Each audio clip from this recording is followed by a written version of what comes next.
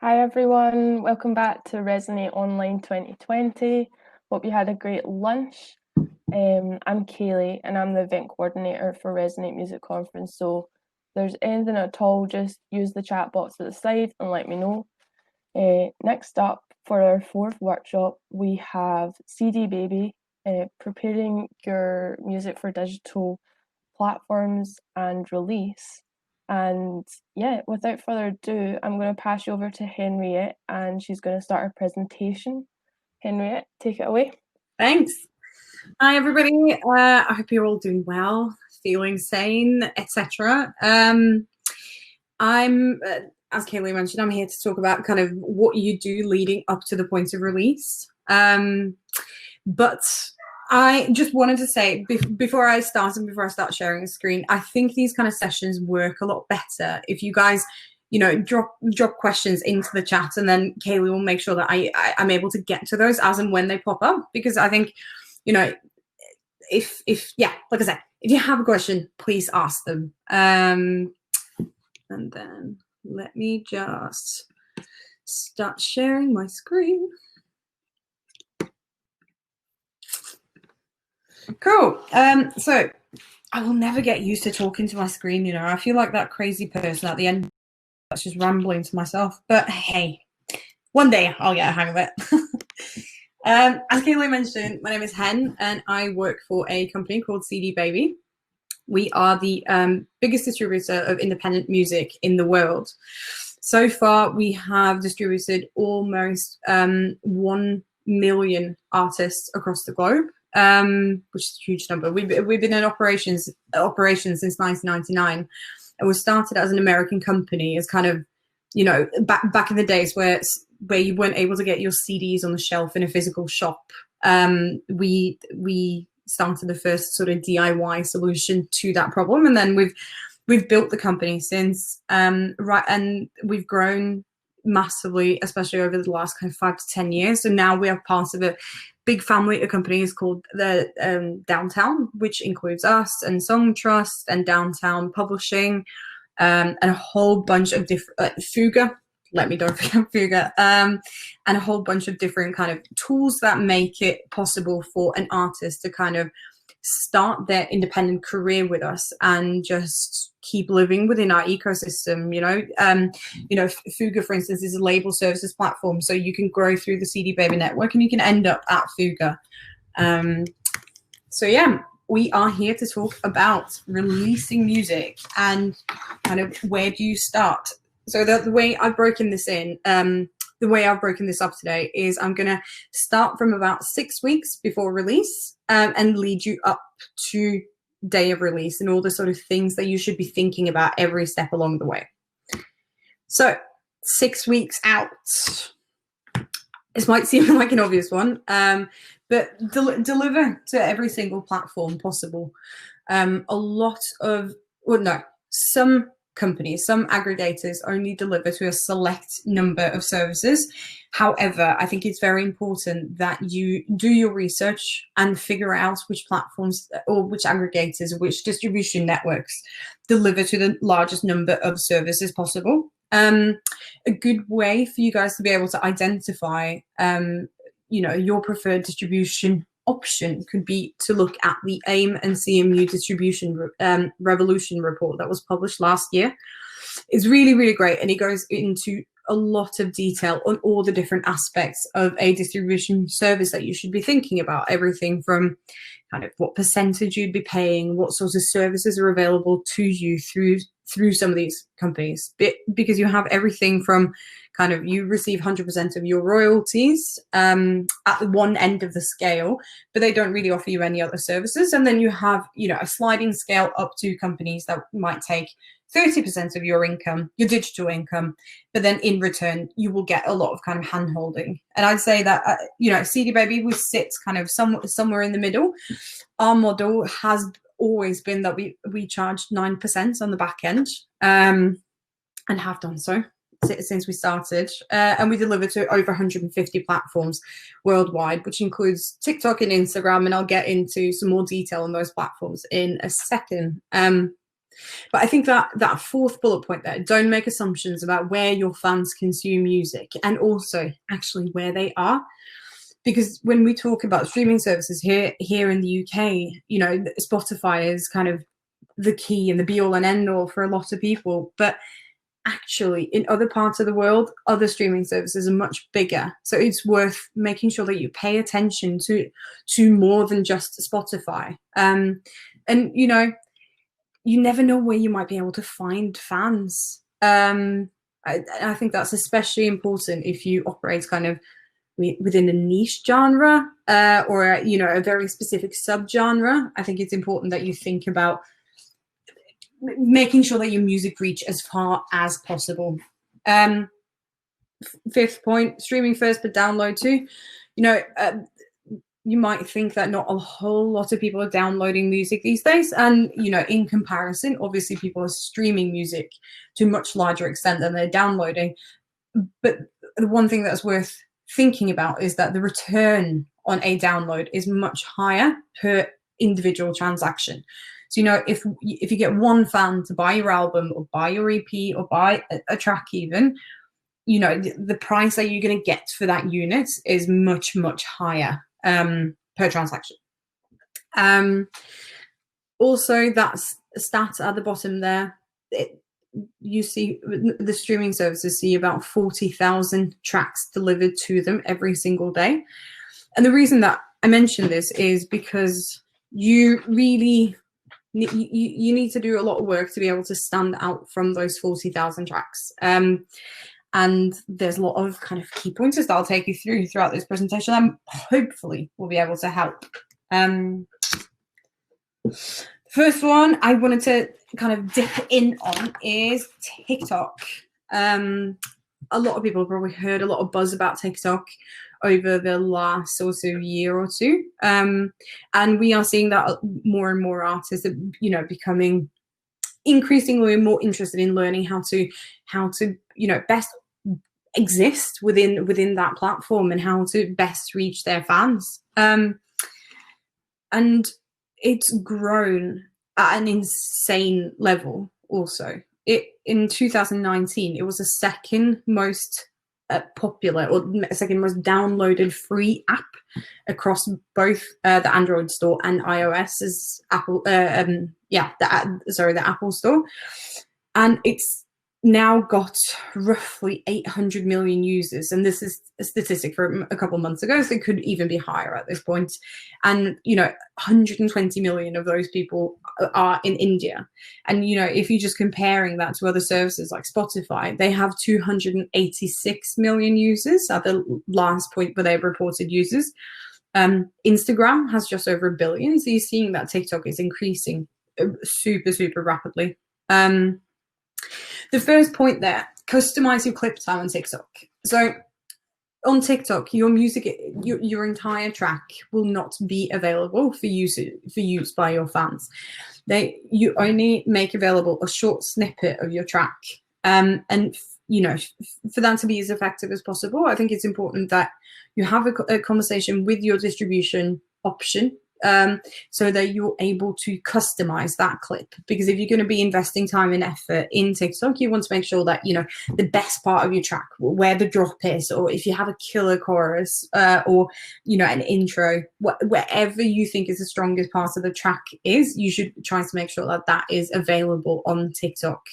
But your distribution partner should be able to help you with that. Second point is they've got an amazing mailing list that features a lot of tips and tricks and articles and learnings from other artists. Go to their website and sign up to the mailing list. You can get some incredible information from there. Third point, it's not about you, it's about them. It's a community platform.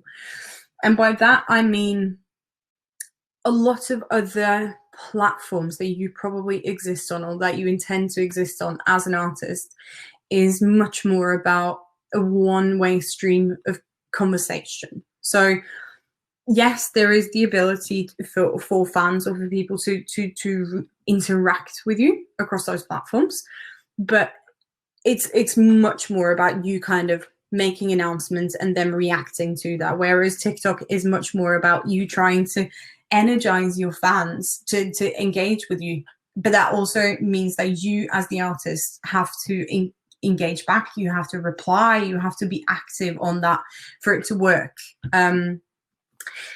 It's obviously a very visual platform, but it doesn't need to be perfect. And by that I mean it's a platform where I want to log in and I want to see authentic content from artists that I admire and be able to get a sense of, you know, getting to know them better. It's not about a polished Instagram type image of you looking super glamorous. It's more about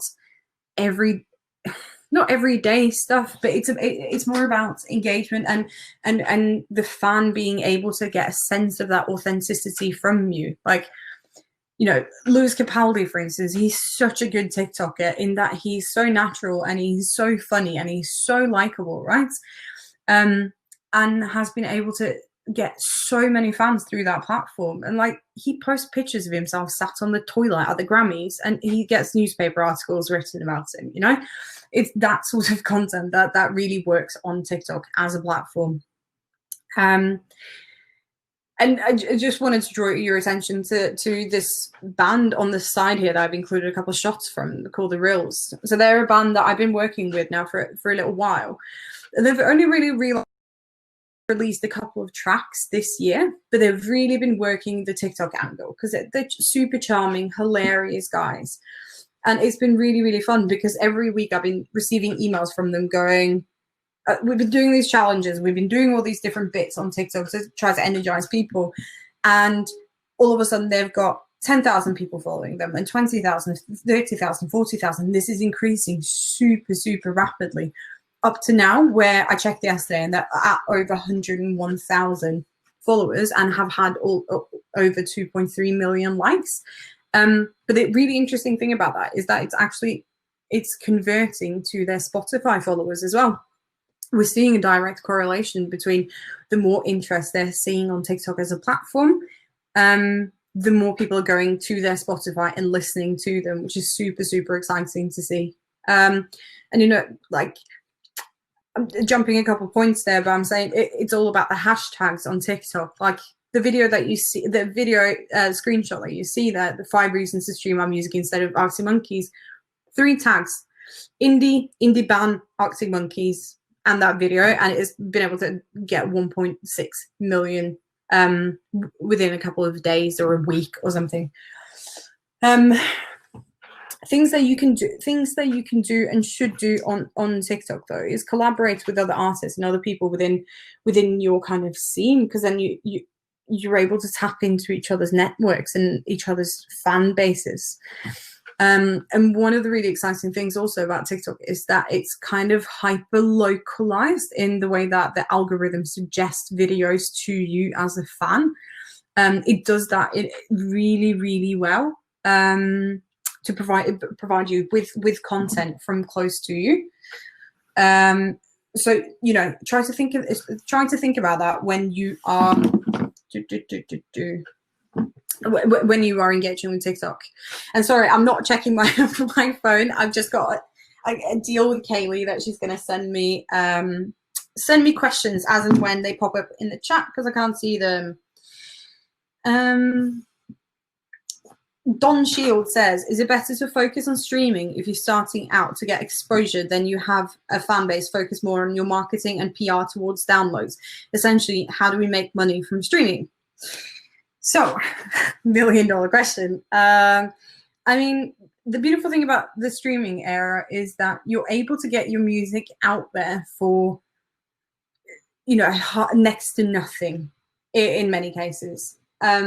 You know, you can come to us and you pay a tiny little upfront fee and we can get your music out to these platforms. But, you know, as part of that, you should really be delving into a lot of other areas. I'm going to go into more detail on these different bits that you can do to kind of drive your streams.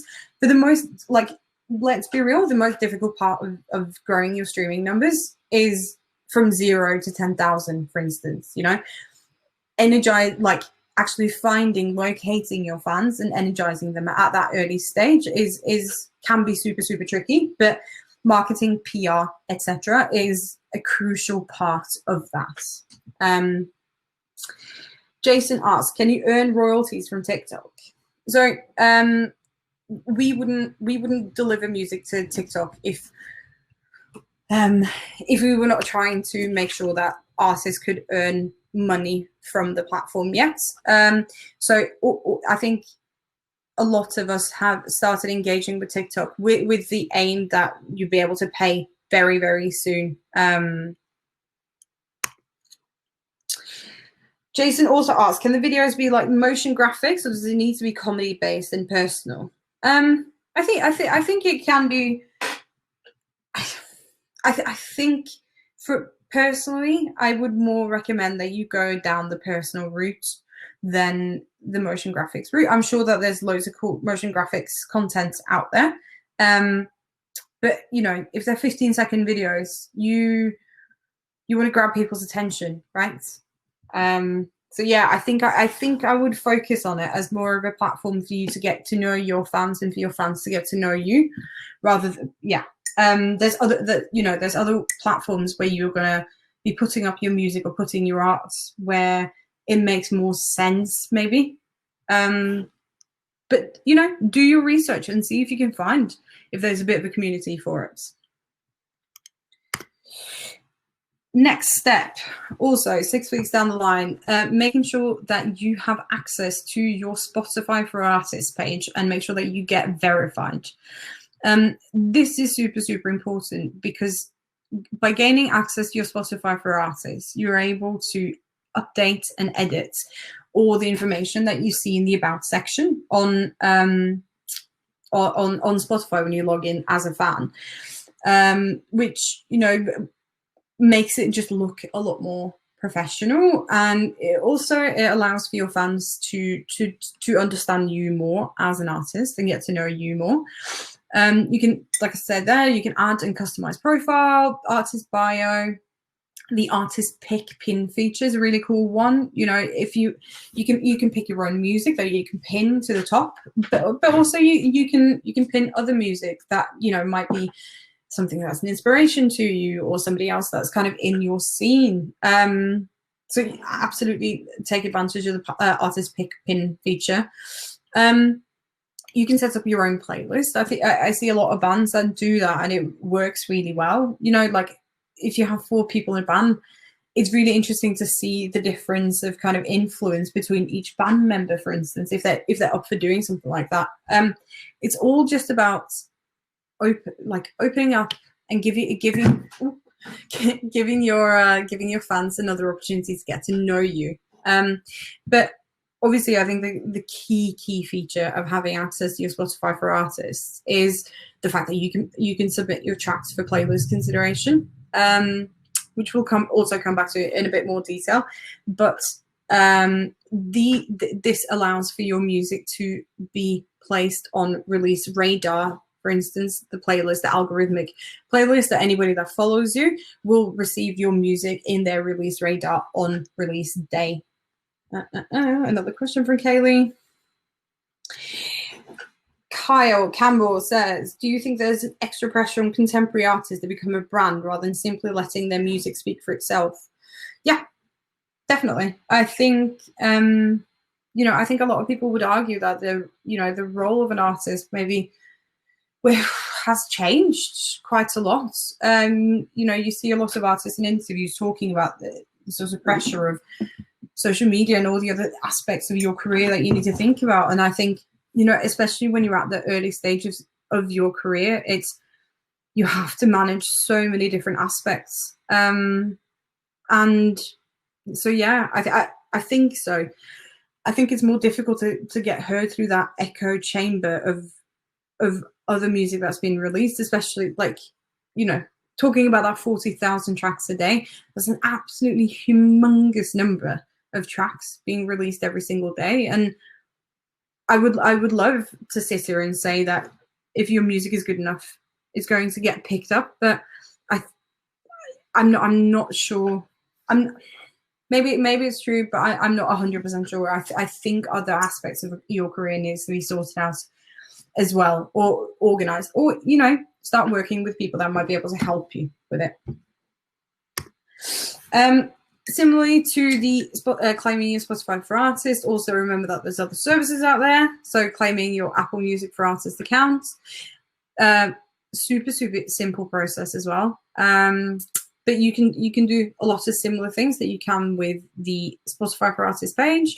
You can upload artist profile and images. And if you are working with a distributor, for instance, that you want them to pitch to Apple on your behalf, it's very important that you've organized all these different pages, because if not, Apple might receive a pitch and they'll look at your page, and if it's completely empty, they might be less inclined to give you a chance. One really interesting thing on Apple Music for Artists account is that it includes Shazam stats that it pulls in directly. And for those of you that don't know, Shazam is like an audio recognition app. So if you sat watching an ad on TV and you like the track in the background, a lot of us would, just Shazam. So that's really interesting information, especially if you're getting to the point in your career where you're getting some sync placements. Then yeah. Same thing, Amazon Music for Artists and Deezer Backstage. Both of these have relatively recently launched their kind of back-end areas for artists. I think Deezer did a masterclass for you guys right before lunch that I hope all of you guys were able to watch. Again, both of these, make sure that you have access and that you can edit your information, and also look at some of the data, because as you can see there, some of the Amazon data that you can pull in is different and is quite unique. In, for instance, the Alexa Daily Voice Index, you can see how many people across the world has asked for your music specifically, and the way that people interact with voice speakers is vastly different than what you do with a streaming platform. When you log into Spotify or Apple or whatever, you type in something a lot more specific, whereas people tend to be a bit less specific with voice. So it'd be interesting to see if people are asking for your music specifically, and also if Amazon is algorithmically pushing your music when it comes to certain moods, for instance. So definitely worth keeping a track of and looking at. And also the Deezer Backstage, multiple languages. That's a really interesting one. Deezer is really big in Latin America, for instance, and in France, where it's located. But Latin America is becoming, has been for quite some time, a proper powerhouse of streaming and real influencers when it comes to the streaming world. So if those are the sort of markets that you want to tap into, and I would definitely recommend that you do look at those, then having your bio available in Spanish is not the worst idea in the world. So 4 weeks out from release, launch a Show.co campaign. So this is one of our tools at CD Baby that we offer to our artists for free, and then we make other people pay for it. So this is a tool that a lot of the major labels use and a lot of big independent record labels use, that allows for you to do a whole range of different things. It's a digital marketing tool, which allows you to run a whole bunch of different campaigns. You can grow your Spotify followers, for instance, by running a Spotify pre-save campaign. So what you see there on the left-hand side, that's kind of a screenshot of what that looks like. It's super simple to use. So you upload some artwork or promo pictures, and it will create a landing page that you can share with your fans. And this is something that's super important, I think, especially at an early stage of your career, because it gives you something to shout about on socials ahead of release. And you can ask your fans to perform a very specific action in pre-saving your track, which means the track will appear in their saved library on release day, but also they will automatically follow your artist page, which means that for any subsequent release that you have after that, your music is going to end up in their Discover Weekly and their release radar. And those playlists are super, super key when it comes to converting fans, getting new fans. They're algorithmically generated so that they're very specific to you as a person. And what we see from those playlists is that they have a really high conversion rate. And by that, I mean people go in and they actively listen to it. They actively save tracks from Discover Weekly and Release Radar, and they actively press on your artist page and go in and follow you. Which is why a lot of people focus a lot on those playlists, as opposed to some of the bigger ones where they put a lot of different genres in together, don't have those same conversion numbers. Other things that you can be doing 4 weeks ahead of release is, growing an email list is something that sometimes when you talk to artists about it, they look at you and think that you're crazy and about 150 years old. But actually what we see with email lists is that people engage with emails in a very different way. When you're scrolling through your Instagram, you're doing that. Whereas when you're looking through your emails, you are much more careful so that you don't necessarily miss anything. So that, people engage with emails, and it's nice to receive, right? And then there's a whole bunch of other things. You can do social unlock, so you can host competitions, but also through the Show.co tool, you can, we have a newly launched ad builder tool that allows you to run banner ads and banner ads on music sites. So like Enemy or Pitchfork or DIY Mag or any of these, you'll be able to run banner ads on, or you can create audio ads that you can run on Spotify, for instance. So this is an example of one of the artists that we work with that ran a Spotify pre-save campaign, and as you can see, she also included special rewards for her fans that performed the action that she wanted to. And I've seen a lot of these ones that are really good, where you can redirect the page afterwards to, for instance, a secret performance or an acoustic performance of the track as little treats to your fans ahead of time. So, message from Kaylee.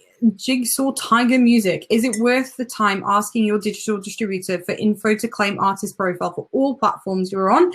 So far, I've just on Spotify, Deezer, Apple, and Amazon. I think it's a balancing act, because you want to be able to manage these things as well. It really depends on where you are in your career, but if you're managing all of those pages already, I think you're in a really good place. I think if you start seeing interest and traction in certain markets where there's platforms that are much more kind of regional. Take the Middle East as an example. They have a streaming service in the Middle East called Angami.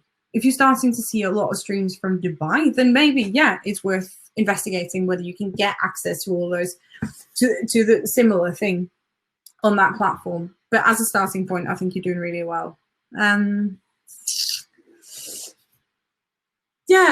Let's see. Yes, so that was just an example of a pre-save.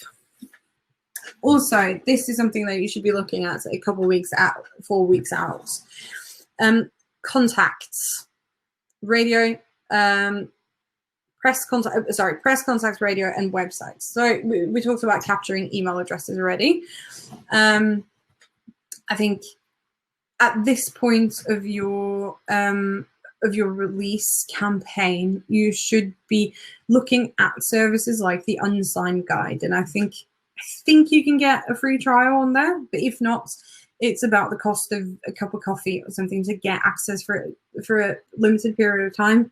Go in there, and if you don't have a manager, if you don't have the money for a person that can do radio for you, if you don't have the money for press, all of these things, then there are services like the Unsigned Guide out there that allows for you to find those contacts. And then, start building a little bit of a database of people that you think might be relevant to the type of music that you do. if you're in jazz, you know, you don't necessarily need to email the people that work primarily with metal. But yeah, start building yourself a contact book and a kind of a target list of people that you want to reach out to, and then make sure that you have an EPK. That's an electronic press kit, and it should just be a single page, or as it's called, or a one sheet. It should just be a single page with a photo, like a high quality photo view with links to all of your social platforms and kind of your key streaming platforms, and a short little bio about yourself and like what you have coming up, so that people have something kind of tangible to look at to understand who you are as an artist. And then reach out to as many people as you can, and let them know that you've got a release coming out. But I think when you do so, it's really important that you take the time to understand who you're emailing, address them by name, you know, make the person on the other end feel like you know who you're talking to, because you see a lot of emails in the music industry that just said this sir/madam that's been sent out to 250 people on CC, and trust me, nobody's going to respond to that, like not even close. What you know, if you're reaching out to your local student radio or local radio station and John has the metal show, then you need to say, hi John, I caught your metal show on Saturday night, it was really great, I heard blah blah blah, and then give them a short description of what, you know, who you are and what you want to do. Or like, hey, I've got a track coming out, blah blah blah, and give them the information. Don't write 3 pages long, because nobody's got time for that, to be perfectly honest. But just be hungry, and don't be afraid for people. You know, some people might say no, and that's fine, or you might not even get a response in some instances. But even if you can find 3 blogs, local radio stations, whatever it might be, that like your music and that are willing to put it forward, that's presenting it to X amount new potential fans, you know, and these people might become champions of you from an early stage because they got there first, and that's exciting. So yeah, spend a lot of time reaching out to industry, and the same thing goes for third-party playlists. I think everybody focuses on the big editorial playlist, which obviously I completely understand, because you can reach 400,000 people in, you know, in one placement. But if you can build relationships with third-party playlist curators, and by that I mean people that exist on these platforms that put together playlists but that are not part of the editorial team. So that can be brands, that can be individuals, that can be companies, whatever it might be. And you can easily find, you know, the information of who's curating these, you know, by doing some searches on Spotify, putting in keywords that you think might be relevant to your genre of music, and then you'll probably be able to find the people behind this across Instagram or on Twitter, and you can reach out to them directly. But again, make sure that you're reaching out with music that actually fits with what they're doing, and that you understand their playlisting brand. Because I think they'll probably receive a lot of emails from people just about every single genre you can think of. So again, if you can start building close relationships with these curators that can be your champion from an early stage, as you're growing and as their playlist brands are growing, that's a super exciting place to be. But also, you know, that allows for the services down the line to see that you're performing well in the sort of playlist ecosystem, and that might in turn lead to you being able to get some other opportunities, editorial opportunities. Make sure that you're reaching out to your local BBC introducing. You know, talk to the producers, talk to the hosts, find their information, start building a network. Like the BBC introducing network across the UK is absolutely fantastic, and they're amazing champions of new music. So yeah, love them, cherish them. 2 weeks out from your release dates, at this point, it's important that you submit your release for playlist consideration. Spotify say that they want you to pitch at least 1 week out. But in all honesty, the earlier, the better. Because the more time that you give those editors that receive, I don't know how many percent of the 40,000 tracks that gets released on Spotify a day actually pitch for playlist consideration. But even if it's 25%, you're looking at an incredible amount of music that they have to go through, right? So the more time that you give them, the better. And as I mentioned previously, by pitching, your music will automatically end up in Release Radar and Discover Weekly of the people that already follow you. But you're also, getting the opportunity of ending up on an editorial playlist, which will get your music out there to a whole bunch of new potential fans. But when you're writing your pitch, and I think this is an important one to just talk about and think about. I see a lot of rubbish pitches, to be perfectly blunt, that don't necessarily contain too much information, and it's about capturing the attention of the editor, right? Sell them that they have to listen to this track, make it so interesting that they can't not listen to it. And this is also something that your distributor should be able to help you with. I talk to artists every single day pretty much about the sorts of information that should and should not be included on pitches. But I think, make sure that you have a short description of your release that's kind of accurate and short and concise. You haven't got the room to write paragraphs upon paragraphs, so you need to make it short and sweet, but make it understandable. Talk about things like what have you got planned in terms of marketing and PR. What are you doing to support the release in a non-COVID world? I would say talk about what you've got going on the live front. But in a COVID world, are you doing any live streams? All these other bits around your release that supporting is what you should be talking about, because playlist strategy should be one part of your campaign. It should not be the be all and end all of your campaign. But again, talk to your distributor and ask them loads of questions. They should be able to help you.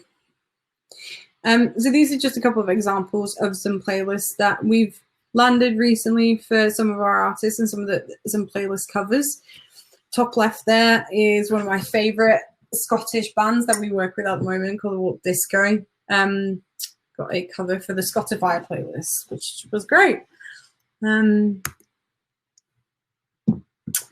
Another question from Kaylee. What is an example of a good pitch? Well, Jigsaw Tiger Music asked, what's an example of a good pitch? I think it completely depends on the kind of music that you're creating. But I'd say the more information you're able to fit in, the fewer words, the better. Don't waffle. Don't use any redundant words. Like I said, try to think about all the other things that you've got going on. Like what's happening with your social media? Are you doing anything on TikTok? Have you got any marketing plans? Like, are you actually paying for any adverts anywhere? Who's a part of your team? Have you got a manager? Have you got a publisher? Have you got a booking agent? Any of these are the things that kind of show that there's already some industry buy-in. What else? What are your plans? Like, have you got a solid plan over the next couple of months, or are you just releasing some music kind of willy-nilly? Yeah, and if you're able to be even very specific in terms of, say, a bit more of a niche playlist and say, I think I really fit in this, then go for it. But also making sure that you're tagging everything accurately in terms of mood and genre is super, super important. We kind of talked about a lot of this already in terms of third-party playlist curators. On that, I think it's worth mentioning that there are these bigger brands such as Indie Mono, where you can go in and you can submit your music for free through the Indie Mono platform. and it allows for them as third-party curators to review your music and see if you fit in anywhere. And we've seen a lot of success with that with artists just starting out. Another platform. By the way, I'm not endorsing any of these. I'm just explaining that there's options out there.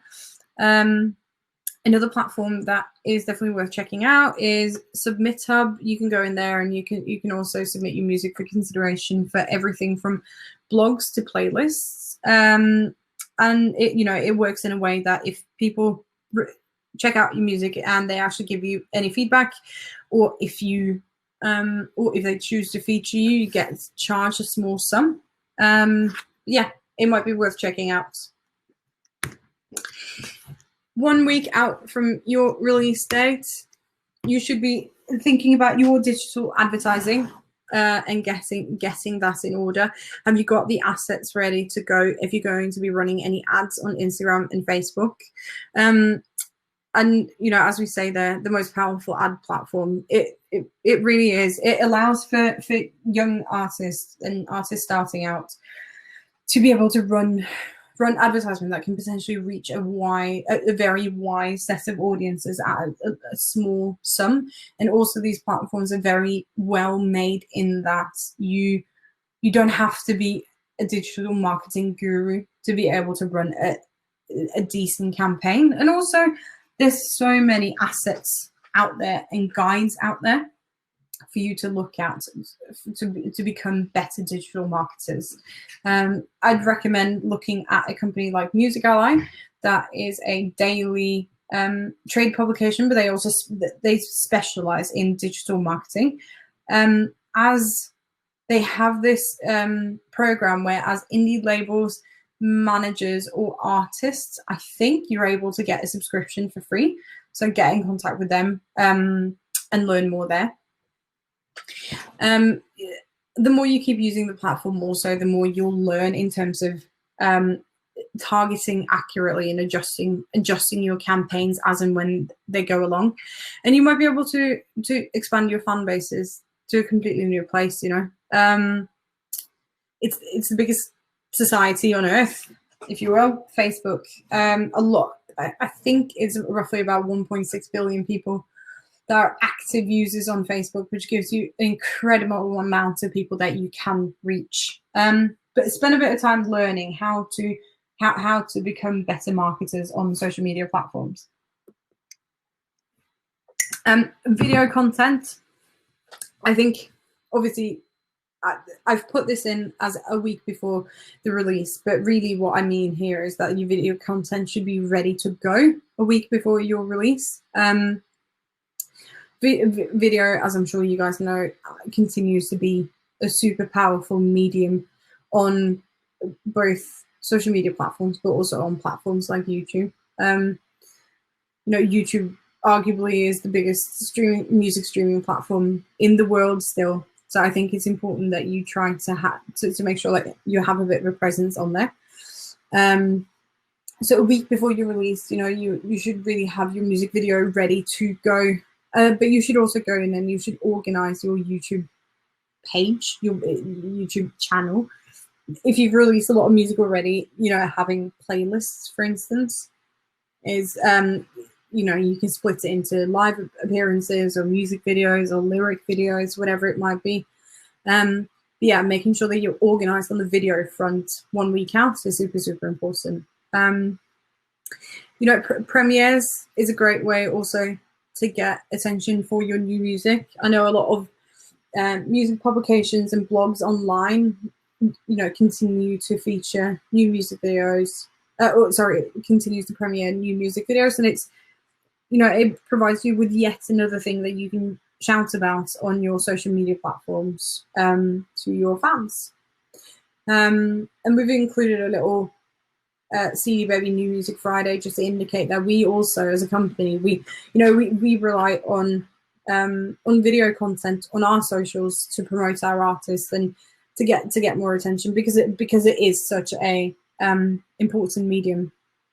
And this might sound really obvious, but making sure that you understand the aspect ratios and the proper dimensions and how how each platform wants you to provide them with the video content is super important as well. You know, you often see videos on these platforms where people have used the wrong one, and it just looks a bit messy. It looks a bit unprofessional.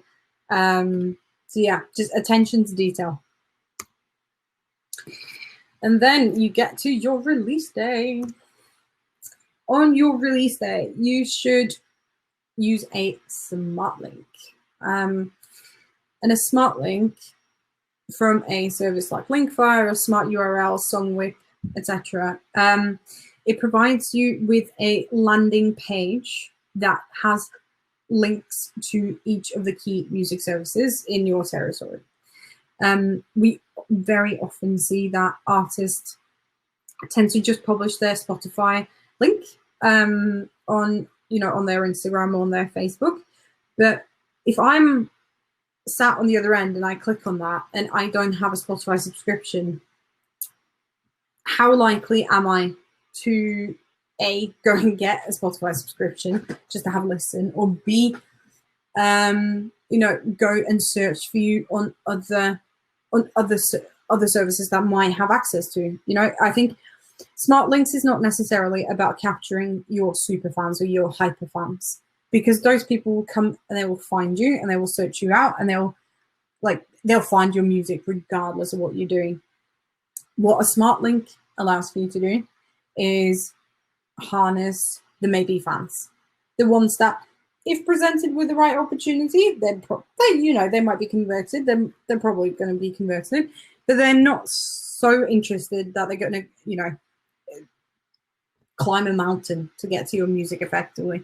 So it's about making it as easy for your fans as possible. And also, that by having these links, that means also that you gain access to some analytics at the back end of it at a later point, and you might realize that you have fans on certain platforms that you didn't think. You might, in your head, you might have thought that Spotify was your key platform, and then in reality, you're seeing that most of your fans exist on Deezer, because all of these platforms have slightly different demographics in terms of users. Like Amazon users tend to be slightly older, for instance.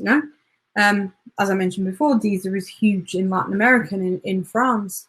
Spotify is really big here, but Apple Music is huge in the States. So it's just you can get a lot of this information from the analytics in the back end. One other thing on release day and after release day is directly connecting with fans on online music forums. And this is one of those things that can take up quite a bit of your time, but if you're willing to do it, what you can potentially get out of it is absolutely fantastic. You have, platforms such as fan communities such as Reddit, where you can go in and you can search for a super niche genre or a topic, and you'll find somebody else that's talking about that topic. And people seem to be really receptive on these sorts of platforms or within these communities for you to come and suggest music to them. And we've seen quite good fan conversions from these type of platforms. So it's definitely worth trying out. And what it says there, 1,000 true fans, that's often a thing that is talked about in the music industry. That's all you need. If you've got 1,000 true fans that are buying tickets, that are buying merchandise, that are listening to music, that are proper fans, that's all you need. And I personally think it's easier to convert people into fans if you're interacting with them rather than speaking at them, rather than announcing to them. I think it's super exciting as a music fan to have that experience of learning more about the person creating the art that you admire so much, because you want to understand where it comes from, right?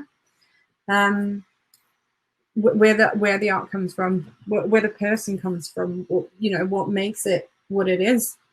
And these sorts of fan communities are places where you can build those relationships, those deep relationships. There you go. release day is day one. That's a very important one to remember. It's when you get to your release day, or the day of your release, your job isn't really done.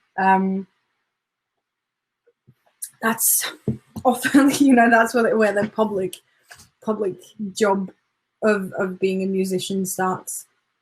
You should have a lot of activities lined up after the release, and keep pushing the release. Think about different angles of how you can keep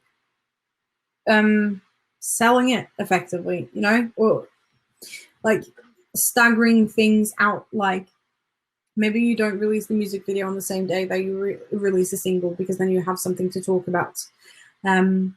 What else are you going to do? Are you going to be running advertisements after that? Have you got any press stuff lined up afterwards? Have you got any live performances, live streaming? Think about all these things. It's, when we look at an artist starting out, what you kind of want to see is that you get to single one and that it does a little peak, and then you get to single two and a little peak, and you want to see this kind of keep building. But there needs to be stuff happening in between to make sure you don't kind of fall off a cliff.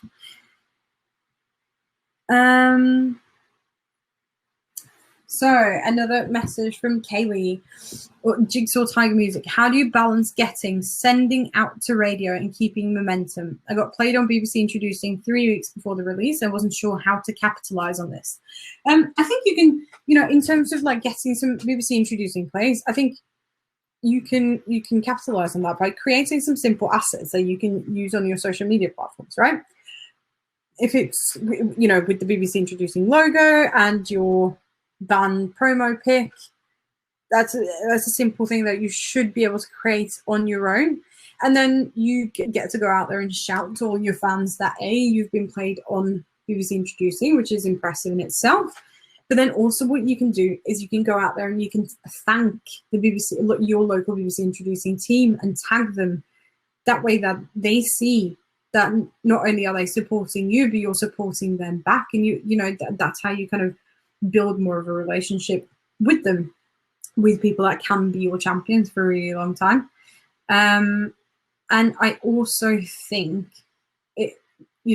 things like that is ammunition for your next release. So you're able to include this sort of information in pitches, because again, that in playlist pitches, because that allows for the industry to see that you've got buy-in from other areas of the industry. But in terms of balance sending out to radio and keeping momentum, I think I think you need to give radio stations and stuff enough time ahead of the release to be aware of what you've got going on. And don't send them an email 2 days before you release a single and say, hey, this is coming out now. Give them time to get excited about it. And I'd say that's really important for all your industry partners and relationships in general. Give us time to get excited about it, because we talk amongst each other and we kind of sell it to each other along the way. And I think providing us with a proper timeline on that is very, very good.